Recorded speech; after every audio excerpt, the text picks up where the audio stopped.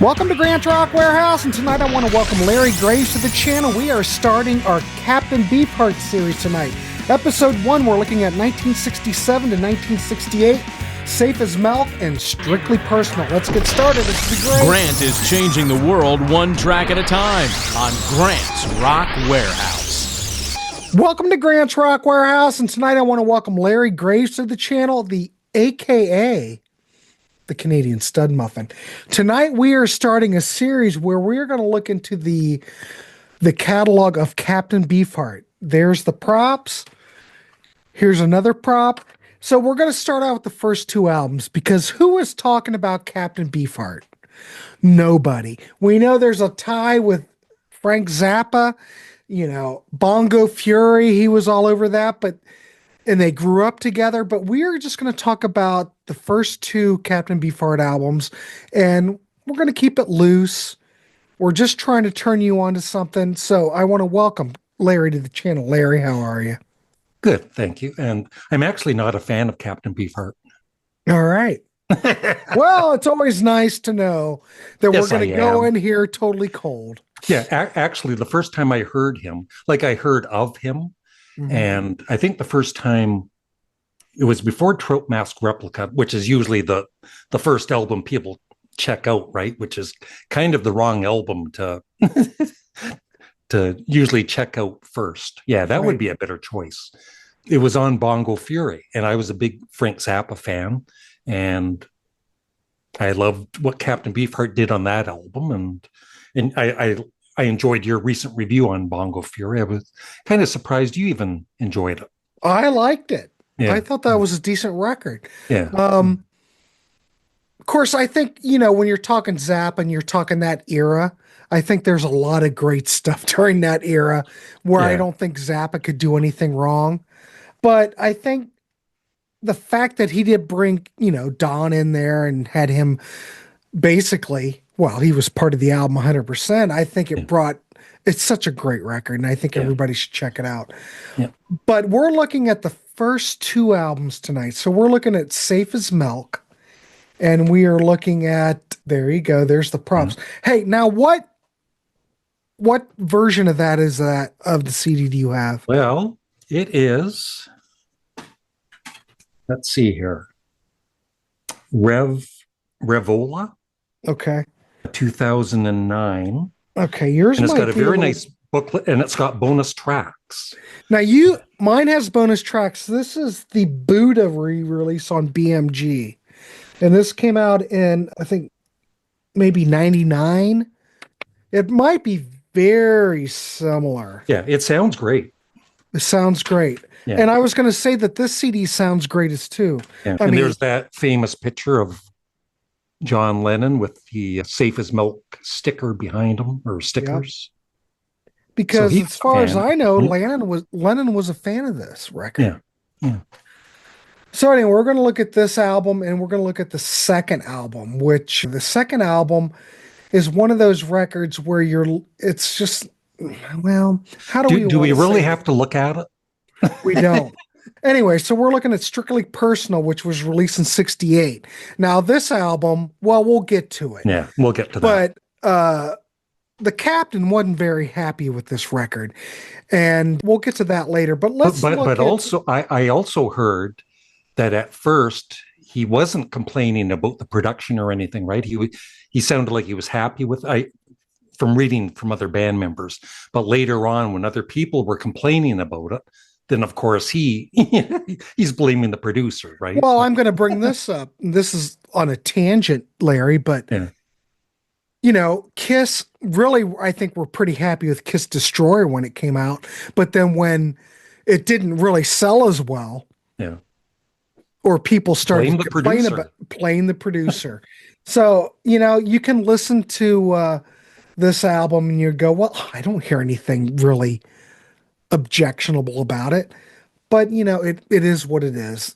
Artists complain about stuff if something doesn't sell, it's fine. So anyway, we're looking at this debut album, Safe as Milk. There's the band there. See, I think this has like the same photo on the back of this CD. And it's a pretty nice booklet. Yeah, it's great. And of course, Ry Cooder played on this. Ry Cooder, which is a guitar player extraordinaire, uh, really got his start on this record. Yeah. The thing is about this first album, though I've made my notes. When you go through this record, I think there's a lot of similarities between this and Freak Out. I don't know how you look at this, but wow, I'm just going to turn I it over made to my you. notes too. All See? right. It's good. Yeah. You're so Just extensive in just your get notes. right to the point. It's Yeah, good. it's Yeah. good. Safe as milk.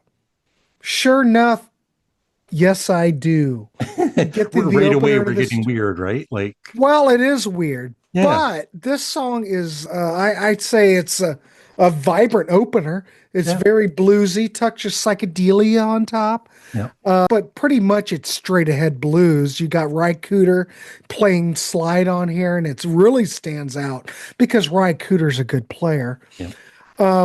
And the one thing about Beefheart, his vocals scream the blues on this song. So I don't know. What do you think about the opening on this track? It's a I overall I think it's an excellent album. I'll give you my rating at the end, but Yeah, I we're like gonna do a rating out of 10. yeah. I enjoy like right away. I enjoyed it right away, unlike some of his albums. And it still sounds it doesn't sound, I hate using the word dated because people say that all the time, but it doesn't sound dated to me. It sounds fresh. I wouldn't say it sounds dated, but it sounds very 1966, Yeah. 1967. Yeah. But it is an album of its time. So is that good or bad? It's good. It's Yeah. good. Yeah. But anyway, Ry Cooder on this record really does stand out, though even the follow-up record, there's a lot of great guitar playing on it, but Ry Cooder, is a absolutely brilliant player. All right, Zigzag Wanderer, Psychedelia. Yeah. I Yeah. look at this and I'm going, oh my God, Larry, this is not that far out than Freak Out. The guitars ring out on this, the bass pounds. It screams 66, 67 garage rock to me. There's no blues. And, you listen to Beefheart's vocals and I think they really, Yeah. there's a lot of emotion. He just lets it rip. But it really sounds like Freak Out in that Zappa era to me. Yeah. And then the third song, Call on Me, Mm-hmm. that right there, that a song like that shows you that Captain Beefheart was a damn good singer, right? 100%. Yeah. Like and, But and that's a more commercial song too. It could almost be like a radio hit. in my notes I put this is almost a pop track. Yeah. Okay, if you listen to like early Turtles, it's really not that far off from early Turtles Yeah. when I hear it. Yeah. But you do have that haphazard guitar tone on these tracks.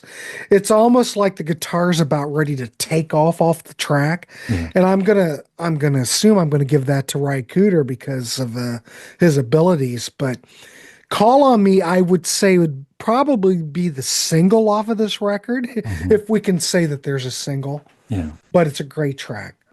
There was a single, I think, wasn't it? Electricity. I think I saw footage of them performing on Dick Clark's American Bandstand. Yeah, I would have played Call on Me, not Yeah. Electricity, Oh yeah. but Yeah. whatever. It's counterculture, so it is what it is. Yeah. Dropout Boogie, what do you think about that?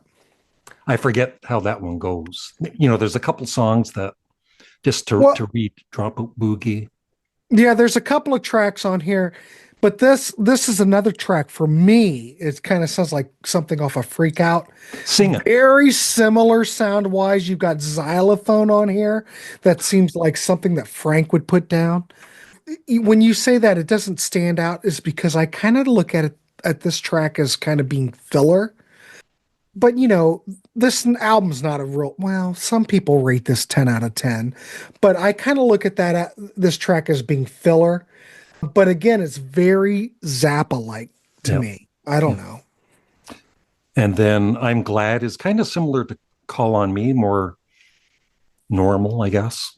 It's more normal, but you know what this song sounds like exactly?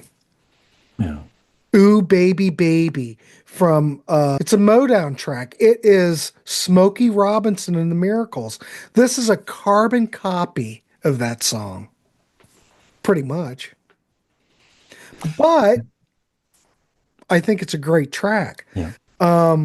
If I was Smokey Robinson or somebody in that Motown crowd, I would probably sue, but that's just me. Yeah. But it's very traditional. There's nothing here where there, you look at this and look at it, oh, this is avant-garde or this is something that is out of the ordinary. This would not fit on Freak Out at all, but it's a good song. I'll give you that. Now, Electricity. Yes. Especially the first time you hear that, it's like, what the heck? And they use that, what is that called? A theremin?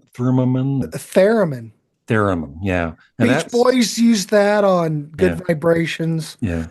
There's a lot of theremin on this record, but it's much more experimental, kind of a blues rock number.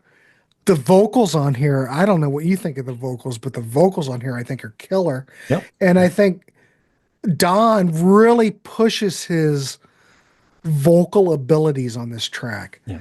Good example of like garage meets psychedelic meets blues. Yeah. But think about this though, Larry. We're talking 1967. We've had Pepper, we've had Revolver, we've had the Zombies doing Odyssey. We're 1967. There's a lot of experimental things going on, but I don't think there's anything quite like this. No, not at all. And then probably my favorite song on the album is Yellow Brick Road. Mm-hmm. Yeah. You get a straight vocal from Don. Yeah.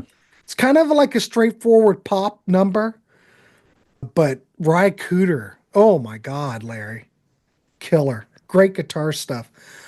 Does this song remind you of anything at all? The Wizard of Oz. Yeah. Well, when I think of it, even though this predates it, I kind of think of the Monkees' Auntie's Municipal Court that came out in 67 on Birds, Bees, and the Monkees. It's kind of like in that vein. Yeah. Now, I know this predates it, but it still kind of reminds me of that. Yeah. Abba Zabba's another Abba favorite. Zabba. Like probably 10 of the 12 I feel are really strong tracks. Mm-hmm. Abba Zabba's another one. Kind of has that Middle Eastern flair to it. Yeah, yeah. And I think it would fit on Freak Out perfectly. I know I keep bringing up Freak Out, but they're kind of contemporaries of each other, even though Freak Out came out in 66, this is 67, but they're so closely related in my mind, Yeah. Plastic Factory, what's your thoughts on that? I don't remember the song. I played this. I played both. I actually played Strictly Personal twice, and I played this once today, but I don't remember it. You have that harp. It's kind of a blues track. Yeah. You've got Don. He's kind of hooping and hollering all over this track. It's basically about working in a factory and having the boss man just leave me be. Don't bother me, boss man. It really discusses the woes of factory life. It's very bluesy. It's very pop oriented. It's a good track. I have no issues with it. It's so disturbing too. Like the Save His Milk sticker with that baby's head. Correct. There's something really. Well, John Lennon liked it. Yeah. All right, next track we got Where's the Woman? Kind of an early air. Where's the woman? Is that how it goes? Yeah. When I hear it, I kind of hear an early Jefferson Airplane vibe. Yeah. You have a lot of emotion to Don's voice. It's got that psychedelic tinge. I don't know. Another good track. I don't have any problem with it. Excellent. And then Grown So Ugly. Yeah, it ends really strong. I love Grown So Ugly and Autumn's Child. Yeah. Great closing track. These you have bonus tracks on yours? I do, but I didn't cover. I never listened to them. Well, there's like 1, 2, 3, 4, 5, 6, 7. Yeah, my CD has 19 tracks in all. So there's one, Yeah, two, same here. three, four. This is what you've got is probably a re-release of the BMG Yeah, CD. yeah, But Grown So Ugly starts out with Rise, great guitar. And again, I keep saying this when we're talking about it, but this could have been on Freak Out as far as I'm concerned. The thing is, this came out in 67, but a lot of this stuff seems like it could have been out in 66.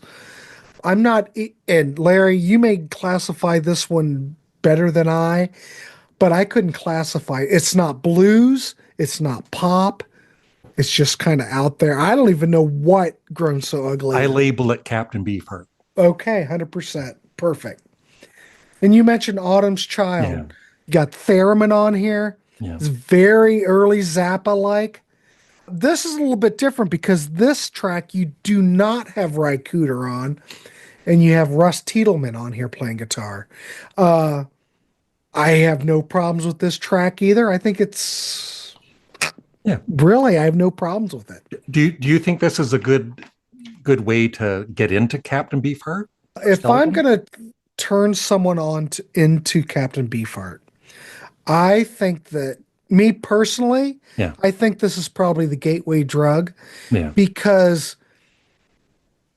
there are some tracks which I think there's nothing on here that's commercial, let's be honest. But there are things on here I think that are a lot more accessible, yep, but then you still have experimental tracks on here. But I don't think there's anything on here that would turn off anybody. hmm, I mean, if you like what you hear here, you probably would like to venture on. I don't know. What's your thoughts? yeah. I think the first full album I heard of his was Trout Mask Replica, and like most people, it's like Uh, I didn't like it. Right? It took me well, a few you listens, have to, right. especially the. I still don't like the spoken word bits too much. Not Mhm. that I skipped them, but I don't know. But I like the songs. Yeah. Well, how many times did it take you to listen to Trout Mask Replica before you got it? Oh, yeah. 4 or 5 times. Mm. Yeah. But that's a, you have to, we're not at that album yet, but you really have, it's not an album you can just Yeah. sit through in one It's listen. like the first time you listen to this album, you might hate it, Might. but listen to it again. Yeah, because it's on Yeah. another level. It's Yeah. considered one of the 500 greatest albums by Rolling Stone, for goodness sakes. I think, I don't know, I'm not a musician, but I think it's the way the band plays. Hmm. Like it's just so different than a normal band, and you have to kind of get used to their rhythm or whatever the hell they're doing. Right. What the whole thing was all, they practiced that for Yeah. months Yeah. and it was all thought out. Yeah. And the fact that they could pull it off, And then Captain Beefheart usually wasn't even listening to the music when he's singing. right. It's a strange, Yeah. I'm not even sure how we're going to tackle that. But But anyway, anyway, for a would you rating, yeah, what's your rating for this out of 10? I could give this a 10 out of 10, but I won't.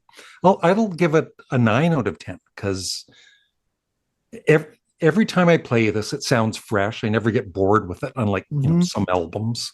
And Captain Beefheart's vocals are strong. The band is great. I love the production, unlike the album coming up. Well, we'll So get yeah, to that. 9 out of 10. And You mentioned the production on here. I was going to say, I'm assuming what you're listening to is a stereo mix. This came yeah, out in 68. I'm sure there was a mono mix maybe, but this is a stereo mix. It's yeah, very Beatlesque yeah, thing. You've got guitar on one side, you've got vocals on another. I don't have a problem with that type of production. I think that the production is very open. Again, I don't, is this my favorite Beefheart album? Well, might be. It could be. But I do think it's definitely the album you probably should check out before you even go into any of the other catalog. yeah. But yeah, this CD, the Buddha BMG CD, as far as I'm concerned, sounds great. You probably can stream this record, but I really can't fault it. When I'm rating Captain Beefheart, you kind of look at his catalog as a catalog that stands on his own. You can't compare it to anything else because there's nothing to compare it to other than maybe early Zappa. And we were talking about it, I kept bringing up Freak Out because I think that this album is more closely aligned to Freak Out than any other album. Mhm. We're going to talk about the second album, and it doesn't line up with anything as far as I'm concerned. So if I'm just rating the Beefheart catalog, I'd probably give this a 10 out of 10 because I really don't see any faults in it. I mean, is this on par with Pet Sounds, for instance, or Pepper? Well, No, no.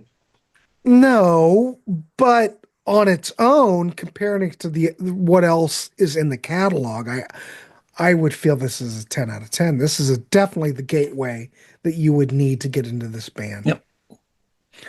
All right, cool. Let's go to Strictly Personal. Second album, released in 1968. Now, the production of this album, they have a different producer. The other record was Richard Perry. Now, I should have brought that up, but Richard Perry produced Ringo's Ringo album, which Yep. was a great record. Yep. Richard Perry, a great body of work. Nilsson. Yeah. Exactly. I think he did a great job. But this is Bob Krasnow. Now, I'm not exactly 100% sure with what he produced. Do you know anything else that he worked on? No idea. All right. But- So, like Larry mentioned before, there was some controversy over the production. I don't know if this really was a problem when it was released, but Don had a problem with it later on. So what was the problem that Don had with this, Larry? The producer just screwed with the tapes and made it all that flange. What do you call that? Flanger, like Flanger. flanging or And it's all phasing. throughout and it just. But even without that, even if it was well produced, I don't think the songs are as strong as Safe as Milk. It's more jammy, and I'd say I've it's just much never been more. Well, I would say it's much more avant-garde, a lot more Yeah. psychedelic than there. the debut. Yeah, it's just look at the band picture. I love that, right? See, that right there that pretty much says it all. Yeah, this is Um, what you're listening to. it's kind of like the Residents. Yeah. Well, the thing is that I think they are. I don't know how we want to put it. During these three albums, let's take Trout Mask into consideration. Mhm. You look at the debut, you look at Trout Mask.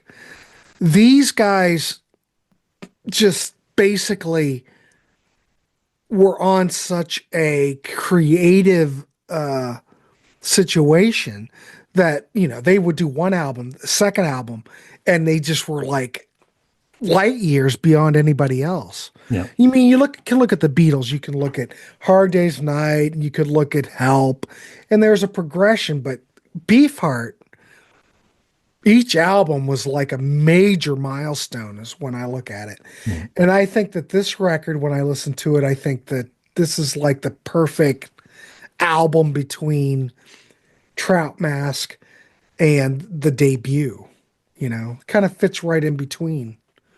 Yeah, but I don't like it. You don't like it. No, I There's don't. a lot of people that don't. I played this twice today because I bought this.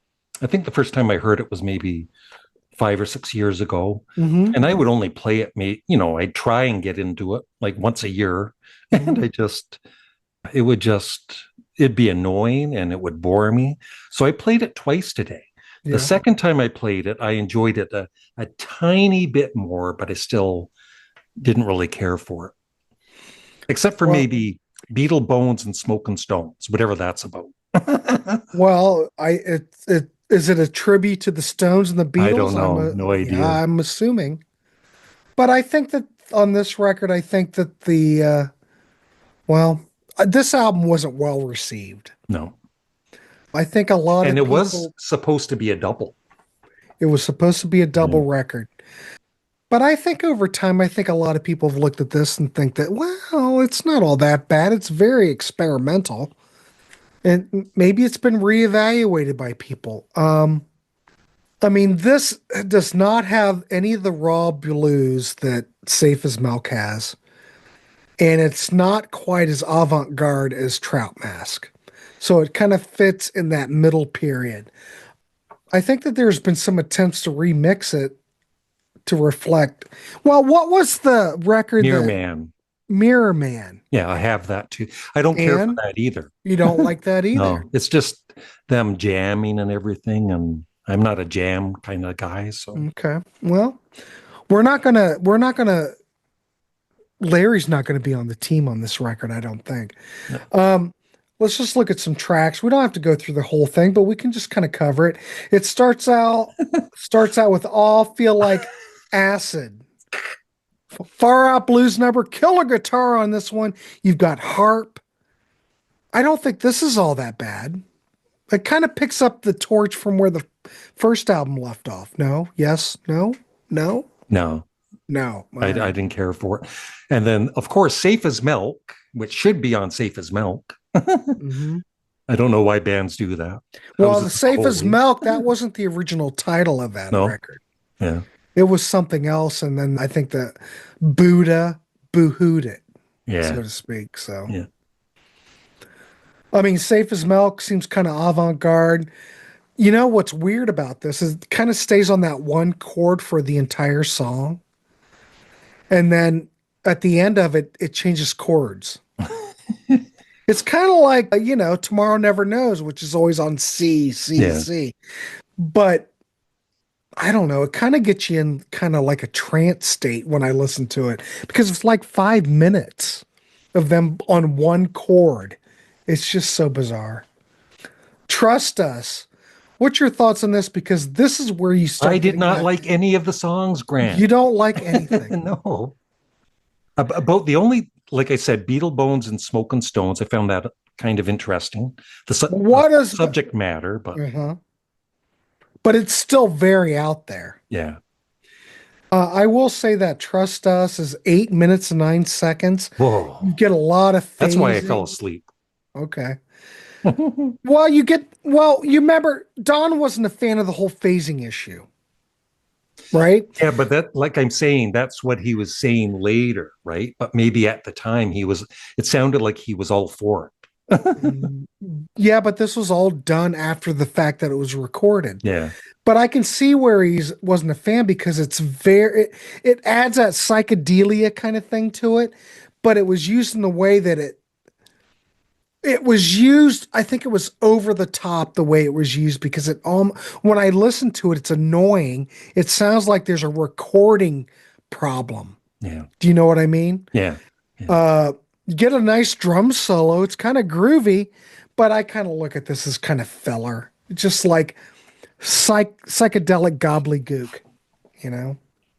Son of Mirror Man. Mirror Man. More psychedelic blues. You get the phasing, you get the flanging, you get more slide guitars. Unfortunately, you don't have Ry Cooder on this There's the record. band there. There they are. I'm just saying the phasing kind of gets out of hand by the end of the track, and it kind of sounds like a mess to me. Yeah. So Yeah, it's not helping the songs. I don't even, to be honest, Larry, I'm not even sure there are any really songs on here. Yeah, that's what I'm saying. Like it's compared to Safe as Milk, those Which were songs, like those were really good songs. songs. I think side two on this record fares better. But I wrote on my notes, I said, this album is much more of a challenge to listen to. By this time, okay, on the first record, I was comparing it to Freak Out. This is even further out than anything that Zappa did at this time. Absolutely free. We're only in it for the money because those records had songs on them. Yep, yep. This record, there's really not much. I wouldn't say there are any songs on here. But on Tomorrow has the phasing effects, but it's not all that bad. But you listen to this and you still would think, you listen to Trout Mask and you have to be one hell of a musician to pull that off. There's a lot on here that you would really have to be really great musicians to do. But at least on Tomorrow, by the time the chorus hits on it, at least we have somewhat of a There's a chorus. there's a chorus on here. It's somewhat memorable. Yeah. I think it's a decent track to end side too, but so far we probably could edit this album down to a couple of tracks. Track 2, Beatles, Bones, and Smoking Stones. Yeah, well, you kind of like that one. Why do you like this one, kind of? Well, just Sorta. the subject matter and kind of wondering, is he I don't know, is he a fan of the Beatles and the Stones, or is Yes. he mocking them, or No, I think he's a fan. yeah? Give me that harp boy. Is there harp in that song? Well, they're talking about a harp. It's a bit more, there is harp. Yeah. There's harp on here, but it's a bit more of a normal structure, I think. Psych blues harp. How do I want to say it? Psych blues track about someone playing a harp. Very odd. Rhythmically, though, it kind of brings me back into that hypnotic state that I talked about before. It's just, I don't know, is this a song or more of just a rhythmic exercise? I don't know. Candy Corn. I like I like Candy the Corn. last minute or so where they're just playing the music. Yep. That's actually my favorite part of the album, the end. Maybe because it was over too. Well, it could be. I think this is okay. We're looking at the first two albums, but I think Candy Corn, as far as this record, is probably the best track on it.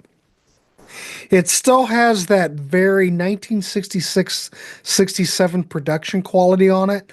When I listen to it, it's very avant-garde, very psychedelic, and it kind of leads the listener into Trout Mask, is the way I look at it. Mm-hmm. But you kind of like this track, okay? Yeah, well, at least the ending of it, the last minute or so. Yeah. Well, I can hardly wait for your rating then.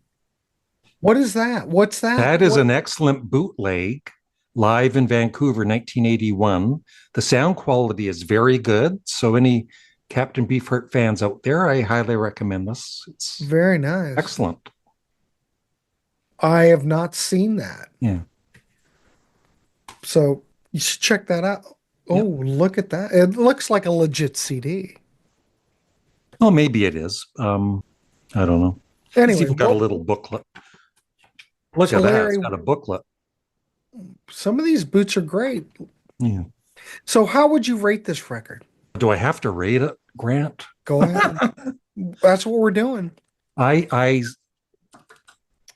thought, listening to it twice today, I thought, okay, I'm going to warm up to it at some point. Mm-hmm. Nope.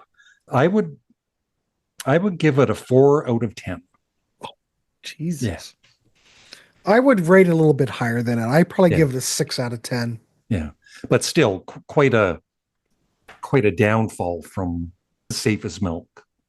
And I don't know if it's so much the produce. Okay, so is it the songwriting? Is it the production? What really everything irritates you? I'm sure it would be better if it wasn't produced the way it was, but still, maybe if Frank Zappa produced it. Or Richard Perry. Yeah.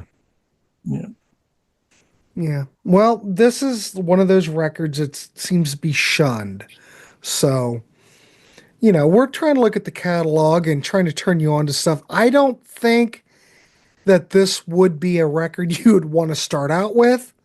But if you're a completist, I think go for it.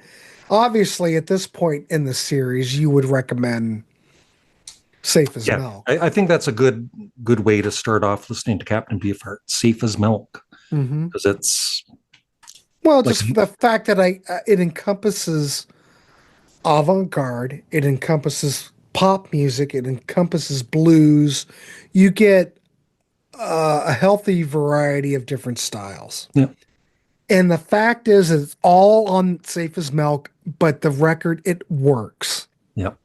the way I look at it. And Captain Beefheart sings great. Great. Yeah. He sounds wonderful. Yeah. Because when we're doing blues, of course he's got a beautiful blues voice. When he's doing avant-garde or anything that's a little bit more experimental, he can push himself to that.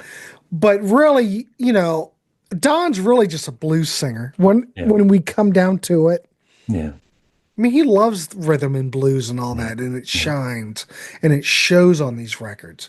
Now, I can't really say that it shows so much on the second album, but then again, I wasn't there during the recording. So, And another album I think is a good starting off point is Clear Spot. and that came out what, 70? What was that? Early 70s. Early 70s, yeah. So you would recommend that if you were going to start off. Yeah. Yeah, there's a lot of stuff. So really, we're just trying to turn you on to Captain Beefheart, and whether or not this is where you want to start out, we'll get there. But next time we're going to look at Trout Mask Replica, which is, I'm not even sure how to tackle that, Larry. Yeah. But we will. Yeah. So anyway, check out that first album. I think both of us can recommend that. The second album, if you're a completist, check that out. Definitely. Go ahead and get Safe as Milk. Yeah. Larry, do you have anything else to add about these records? No, I'm looking. So are you going to cover his whole discography, or That's the plan. Yeah, because some of his I don't know. There's some of his later albums like Lick My Decals. Is it Decals or Decals? Decals. Decals. Lick My Decals. Decals. Lick My Decals, baby. I don't know what it is. I should love that album, but I just, not that I dislike it, but I just can't get totally into it. So I would definitely have to give that more listens. But then Dock at the Radar Station, one of my favorites. The one before it is my favorite, I think. What's it called? Bat Chain Polar, I've got that. The redone one. I also have the original Bat Chain Polar, which is excellent. So those are kind of my favorites there. And his last one was excellent too. Well, I think he kind of, as an artist, though, he really And a painter. And a painter. Yeah. He really did. How do I want to put it? Of course, it's very eclectic, but he really did morph and change. Now, I'm not saying that he just kind of did. Don kind of marched to his own, drum, so to speak. Mm-hmm. It's a totally different catalog than Zappa's catalog. Yeah. But anyway. You ever see footage of him with the Magic Band, like live? Like pretty amazing, I've seen actually. some stuff on. They're very good. Yeah. His band was tight. top notch. Yeah, they were tight. You could not be. They had to be some of the best players in order to pull this stuff off. Yeah. Yeah. Now, whether or not you like this stuff or you don't like it, but you have to appreciate the musicianship that came with these records. Yeah. Yeah. I'll leave it there. Anyway, please check out. We're looking at Trout Mask. I don't know. That might be an episode in itself. Mm-hmm. I don't know.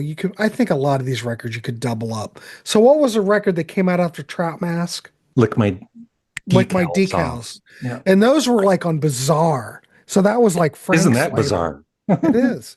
So we'll look at those two records. Anyway, anything else, Larry? What's coming up? Because I'm going to try to get this out ASAP. What's coming up on your channel? And by the way, please like, subscribe, check out Larry's channel. Yeah, check out my channel. A lot of great content over there. What's coming up on Canadian Stud Muffin and your other I don't know, but I recently interviewed somebody named Mark Farner, Grant. Never heard of him.